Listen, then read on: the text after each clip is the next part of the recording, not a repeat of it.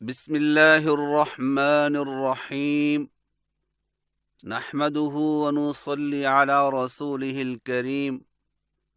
سبق نمبر 1، تجوید کی اہمیت۔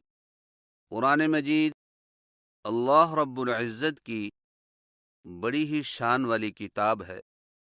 اس کا ایک حرف پڑھنے سے 10 نیکیاں ملتی ہیں۔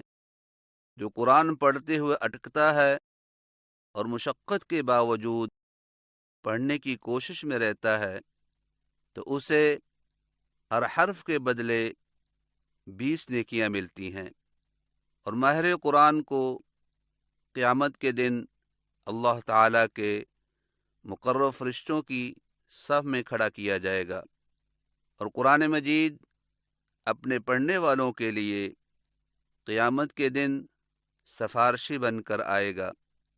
اور یاد رکھیں کہ تلاوت قرآن کا مکمل اجر و ثواب اسی صورت میں ممکن ہوگا جب اسے رسول اللہ صلی اللہ علیہ وسلم کے طریقہ تلاوت کے مطابق پڑھا جائے۔ اسی طریقہ تلاوت کو تجوید کہتے ہیں۔ تو گویا تجوید رسول اللہ صلی اللہ علیہ وسلم کے طریقہ تلاوت کا دوسرا نام ہوا۔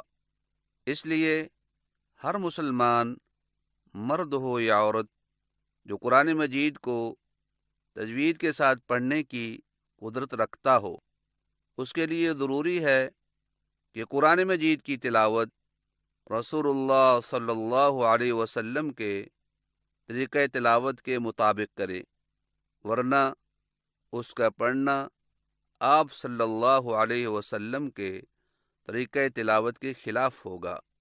تو آئیے تجوید سیکھیے تاکہ آپ صلی اللہ علیہ وسلم جیسا پڑھنا آسان ہو جائے۔